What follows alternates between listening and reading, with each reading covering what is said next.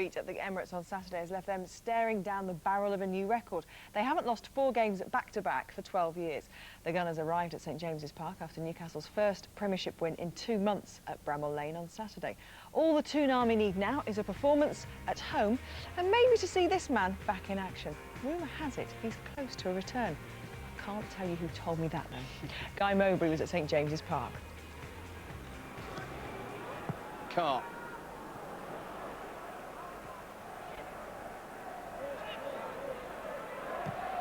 Kleb. But trying to cut it out. Solano coming in behind him will try and drive Newcastle forward. And Fàbregas has brought him down. Solano was just about to get into full flight. Fàbregas claims he got the ball and might have a point. Emre with the first run. And Emre does strike. And the ricochet fell to Onyewu. And Lehmann has managed to keep it in and got a free kick for Arsenal too. Onyewu had the hit, and Lehmann made a very good save.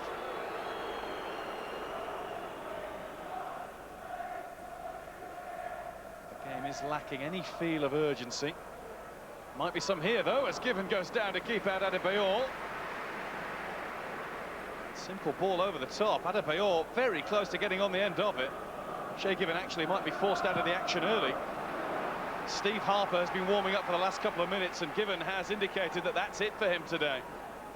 And Newcastle are forced into a substitution that they really didn't want to have to make. Fàbregas, Gilberto. The keeper comes in to try and break Arsenal up. They've managed to get the ball away and forward to Adebayor. Onyewu's been beaten. Ljungberg was the intended recipient of the back heel. Arsenal can't believe that he hasn't been brought down in the referee's view. Ljungberg's chased him all the way back to the halfway line and got a yellow card for saying a little too much. Arsene Wenger's still got plenty to say about it. Now, Ljungberg did look as though he was being held back by Solano. There's little doubt. Should have been an Arsenal free kick, might well have been serious punishment for Solano. This is Damien Duff, dispossessed by Eboué. Alexander Kleb. Eboué. Locked by Taylor. Eboué then couldn't put the brakes on. As Arsenal get on with the job of taking this corner. Fàbregas. Harper opts to stay back, and it's a misguided header. It's way off beam from Adebayor. Well, he's got a free run at it and couldn't direct it, not even close. It's a frustrated looking Arsene Wenger. But it's out for a Newcastle throw. Solano looked as though he was in a hurry to take it. He does find Milner. Comes off Ljungberg. It's another Newcastle throw, making progress and now being quick about it too. Solano. Nicky Butt, great run from him. Ran into Gallas, still tees up Damien Duff, and it's wide, and it was deflected wide. What an important challenge. Duff looking for his first Newcastle goal at St James's Park, and he found that Gilberto was in the way of his effort. Nicky Butt, Martins. Gallas has hoisted it high, and then held off it by Dyer. Bounted around for Duff. Wide again. Looked as though Gallas was being strong-armed away from the ball by Kieran Dyer. Duff was off balance as he went for the acrobatic finish. Let's hope we see a little bit more excitement in this second period of the game. Duff on the ball. Newcastle United, who look as though they're starting the second half with real intent. Milner goes up. Clichy with an important jump to take it away from him. He couldn't quite accelerate in time to keep the ball in play. Milner fires one in, and it hits the bar with Lehmann beaten. Damien Duff can't quite repeat the trick. Well, cross or shot, only James Milner knows. Jens Lehmann was very nearly embarrassed. It's a cross, no doubt about it. It was nearly a terrific goal. Their faces just tell the story, really. They've seen better. Duff. Urged to have a go by the Newcastle fans. Instead, he's given Milner another go at crossing. It's a good ball in too. Damien Duff, toe poke, Gallas away. Emre hooks it back, but only to Ali Adier. The touch is heavy and Emre has it back.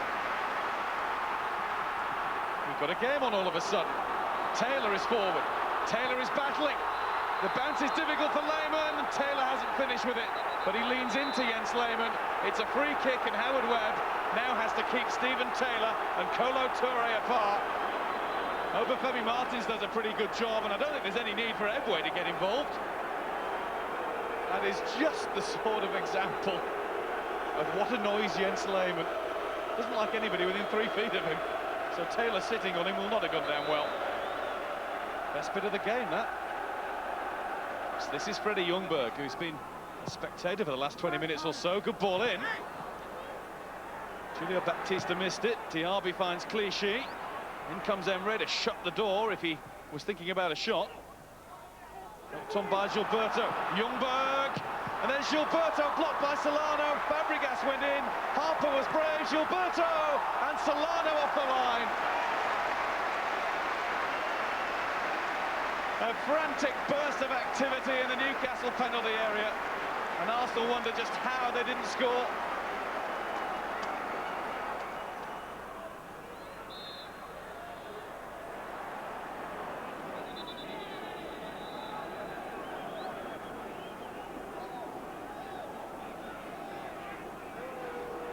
Now he wants words with Diaby.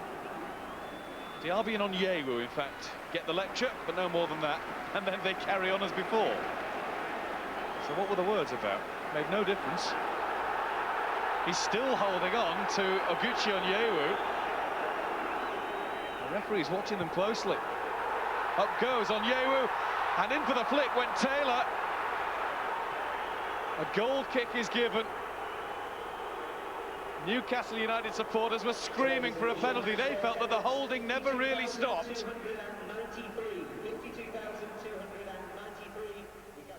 Now I've seen it, it's not a possible shout in my opinion. It's an absolute stonewaller.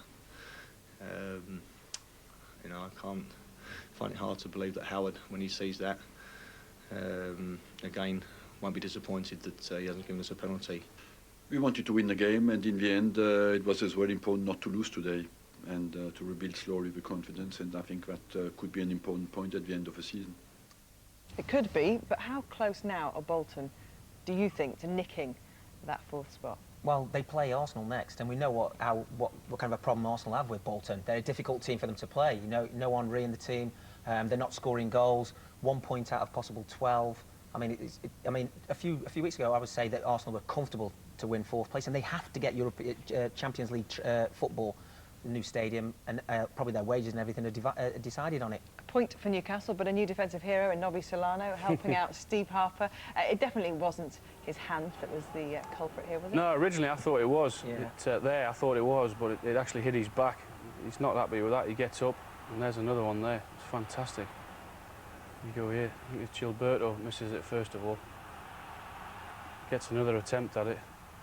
Oh, there you go. I had that one over. I mean, I think a draw was a fair result in the end. Neither team, I don't think, did enough to win the game. Fair result.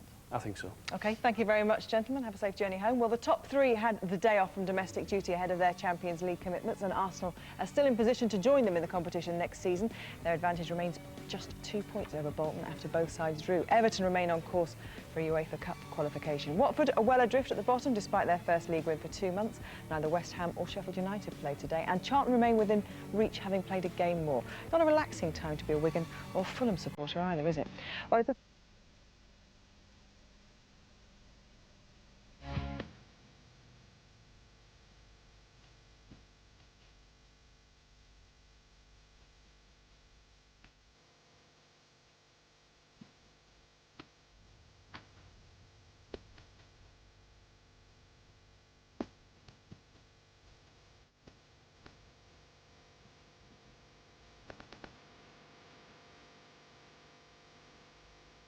Cesc Fàbregas has been outstanding at the heart of Arsenal's beautiful game.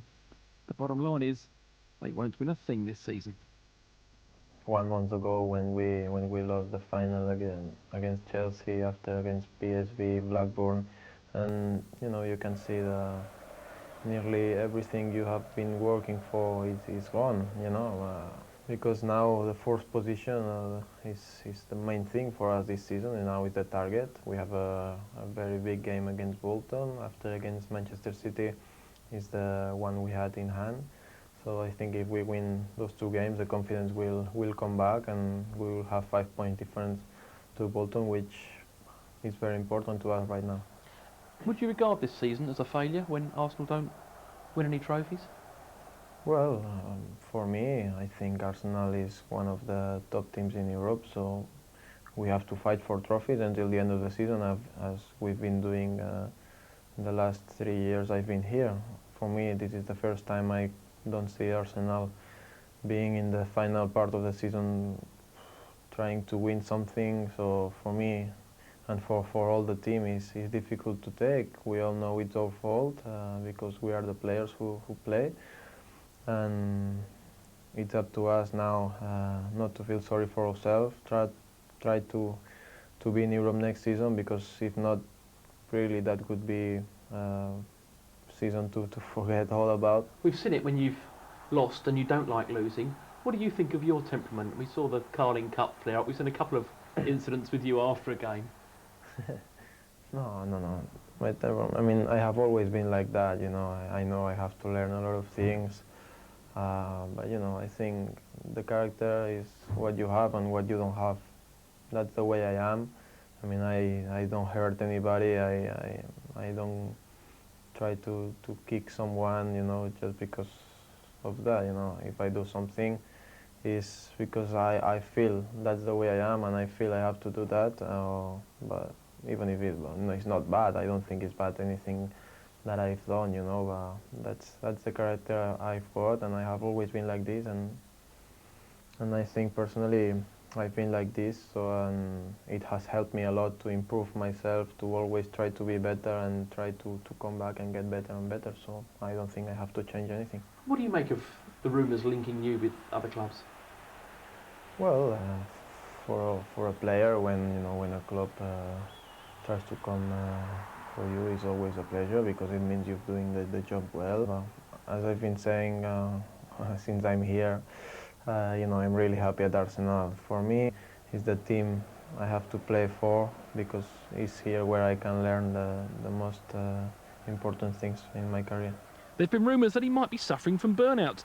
Not surprising, really, as he reaches the ripe old age of 20 later this month. No, I don't need a break. I've heard, you know, some of the newspaper, they put like I'm tired, I need a rest. I've never said that. I love playing football. Which is good news for Arsenal fans, desperate to take something from a disappointing season. Cesc Fàbregas with Dickie Davis there. Phil Thompson, of Arsenal expected too much of him. He's still just a young man. I think probably, and I think it's one of the main reasons why they've tailed off now at the end of the season, is that this young man has been the sort of the main player in their side. We've seen him there creating chances, just mentioned, and he's not scored any goals this season, which is awful for a man of such great talent. But he's been the main one, and they play when he plays, and he slips balls through and everything. I think he's looking tired. He's played a lot of games, and he's one, even when you looked at the Carling Cup and the FA Cup early rounds, he was still playing when they changed all the team, and he had like the reserves. He would play, and Toure would play. So maybe he is suffering from a little bit of burnout. I would agree with that. I just think a little bit, but it's a lack of goals. I mean, Matt's, well, we don't want him going on about that game against West Ham again. But no, just the team. Well, we will go on about it. I mean, we'll see some of the chances that I think the lad did 2 goals in the last 5 league games, and they went out to the Champions League because they couldn't stick it in the back of the net. The build-up play is fantastic. They're great to watch. I love watching them. In fact, they frustrate me. They frustrate me because they don't stick it in the net, because they deserve to score goals, if that makes any sense, because they play great football and they get in there. Just can't stick it in. But they're just some of many, and you know, nothing's changed, because we look back to the FA Cup game. This is the FA Cup game against Bolton earlier in the season, Matt, and you know, they're up to exactly the same thing. No, it's been a criticism that's been levelled at Arsenal for a while now, and it's just, you know, sometimes they're gonna beat somebody comfortably. They have to, because they create that many chances when an early one goes in, it'll give the rest of the lads a bit of confidence, and I think they'll beat somebody 4 or 5 in the near future, before the end of the season, if they keep creating as many chances as they did against West Ham. Paul, do they need to change their footballing ethos, if you like, you know, and be a bit more direct? No, I think they're direct. So they have more chances than any other team. Any other team in the country, I would have said, clear-cut chances. They need a goal scorer, as simple as that. They need someone, I said it all along, and I keep on saying it, and need a Robbie Fowler, someone who's going to put the ball in the back of the net. They have too many chances. It's so, what word would you use? Lackadaisic. It's like, I will get another chance. There's no one who looks like they enjoy putting the ball in the net. You know, Ian Wright loved it. Do you think that they need 2 goal scorers? You know, if you look at them with Henry just scored, Adebayor, good footballer, doesn't look as though he's going to be prolific. I think, well, you know, because you've got to have to go through the season, and Arsene does like to change. Well, he's missed Van Persie as well. Van Persie got injured, but he ain't a goal scorer. But he'll score more goals than what Bergkamp scored. Do you think maybe they need to? So everybody's looking I don't think they can afford to. If I was being honest, I don't think they can afford to. I think they need to go out and get one who's going to play with Henry. And, you know, I just don't think, if you get 2 in, one's going to be sitting on the bench every week, and we're going to get into the Liverpool scenario, someone ain't going to get 20 goals. It's showing that Henry is injured. He's injured. So. Yeah, I think last year he had the World Cup. He played in a European Cup final, a World Cup final. So his season dragged on forever, and he come back with a young team with the expectations all on his shoulders, and he wasn't fit. No. I think he'll come back next season. I think he'll be back up there as one of the best players in the world. Bottom line is they've got to score goals, and they haven't won anything for the last 2 years. And I love them. No, yeah, I love watching them play, but you've got to score goals. Correct. And you know, it's happening too often, isn't it? Well, Matt's turned around and said about the West Ham game exactly the same against CSK Moscow. Yeah. You know, so it ain't a one-off. It's, you know, I watched them against Bolton in the replay at Bolton, and that game ended up going to extra time, and it should have been 7 before it got to extra time. It's going round the goalie, putting it wide. Cost you in the end. Yeah, exactly. And you know, they need a goal scorer. What happens, Matt? You know, if we look at the worst case scenario, they miss out on the Champions League. They've got a huge stadium to fund. We're talking about bringing in 1 striker or 2 striker, but where does the money come from then? Well, if they don't qualify the Champions League, I don't think they'll have the funds available to get a top draw striker. And even if they do, maybe a top draw striker is not going to want to go to a side without Champions League football. No, that's exactly right. It's a bad situation for Wenger to be in. He's got to finish 4th in the league this year. I think one point that I notice about him, you look at Chelsea, you look at Manchester United, you look at Liverpool, who are up there with them. You know, they get goals from dead balls, free kicks or corners whipped in. You know, they get Chelsea are particularly strong. You never, I mean, they do get the odd one, but you never see them regularly put defences under pressure doing that, do you? You know, when Arsenal get a corner, you don't think, oh, hey, got to defend this. But if you're playing against Manchester United and the Arsenal, Liverpool and Chelsea, you think, you know, hey, these are good on dead balls, and a lot of games, a lot of tight games, are won by quality dead balls. Only Gilberto looks like scoring from a set piece. He's the only one who seems to go up into the box and think, right, I'm going to get it on the end of this. You know, I've seen it when I was a manager. My centre halves used to go up, and I used to stand there and think, don't even bother going. Yeah. You're never going to get near it. Do you know what I mean? And that's when I did. That's when I went for Ronaldo, and I just couldn't get him. Peter Reid, you know Big Sam better than anybody. Yeah. He said this week, talking about the Champions League, he said, we're just a small-town club with big ambitions. Bolton in the Champions League, how daft does that sound? It would be like Manchester United winning all 38 Premiership games and taking the title with 114 points. The chances are 1,000s to 1, and the chances of Bolton being in the Champions League are 1,000s to 1. How many words in that little statement does he actually believe, do you think? No one's Sam away. He's talking him down, isn't he? I've got a sneaking feeling he fancies going to the Emirates today, and he fancies getting something. And his records against the Arsenal and Arsene Wenger in particular is as good as anybody's. You know, it's excellent. And I think Sam, I think he just gets under Mr. Wenger's skin a little bit, and he'll be expecting his team to do it today. I think he's quietly confident of getting something there today. Let's take a look at the fixtures for the 2 clubs, shall we? Because I mean, the running's fascinating, isn't it, just at the moment. Arsenal are 2 points clear of Bolton at the moment. This is what they have to come. Of course, Arsenal have got a game in hand as well. But looking at those fixtures, well, they've both got Chelsea to play. Peter, if Bolton were to win today, leapfrog Arsenal in the table, could they hold on to that 4th spot and what you can see there? I think it's going to be very difficult to finish higher than Arsenal. But what I would say, if they win today, it puts an awful lot of pressure on the Arsenal side, because they have got to get in the Champions League, and we all know what it's like, and it's a different sort of pressure for them players, a different sort of pressure, and how they react, who knows. Just the other thing, the confidence was with Bolton at the moment. Bolton are just turning it round again. I know not sort of big wins by any means, but they've had 2 wins and a draw against Everton, whereas Arsenal, on the other hand, have had a really difficult time, not won in 4 Premiership games, which is difficult for them. There'll be a bit of nervousness about them, so maybe Sam's just coming right at the right time. You know, we're talking about goal scorers, Matt, as well, you know, and Arsenal's lack of goals from all areas, but midfield in particular. But, you know, Sam, yet again, has unearthed, well, he calls a little diamond, and he's talking about Andronic Tamurian, who, you know, has come into the side and scored some fantastic goals. He has looked very comfortable, looked in front of goal, looks very confident, and this is a great run, and El Hadji slips him in brilliantly here. But he gets in a position, slips it under the keeper. Never looks like missing, does he? No, and I think was it Doncaster earlier on in the season? I did we had Tomo, you were watching, weren't you? You were very impressed with him, weren't you? I think he scored 2 in, he did. in 2 that in that game, yeah, he did. But he had about another 4 chances, and you'd seen him getting forward from the midfield, and you thought, well, this lad's got a little bit. And I remember asking Sammy Lee and everything, and they've gone, yeah, but we don't feel as though he's quite ready for the Premiership just yet. Maybe he's one of those players who's just looking to adapt, but he's certainly, the size of him fits in the profile with Bolton as well. Good physical presence. I tell you what, Bolton needs somebody like that who's going to get the goals from midfield. Gary Speed's not getting enough, besides penalties and whatever. Kevin Nolan has not scored as many this year as what he did last year. So maybe this is another one that Sam's unearthed.